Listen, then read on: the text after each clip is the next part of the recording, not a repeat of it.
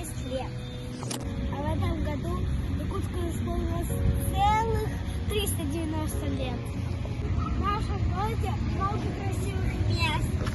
А я хочу вам рассказать секрет своей любимой улицы Бестужева-Мандаринского.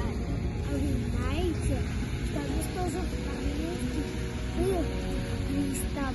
За это его отправили в ссылку в наш город Якутск.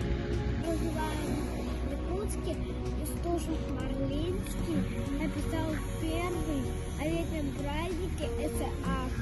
В 2006 году был установлен большой памятник.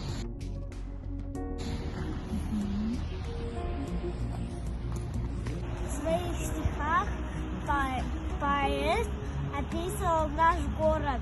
Туманы летели из снегов на берегу широкой Лены.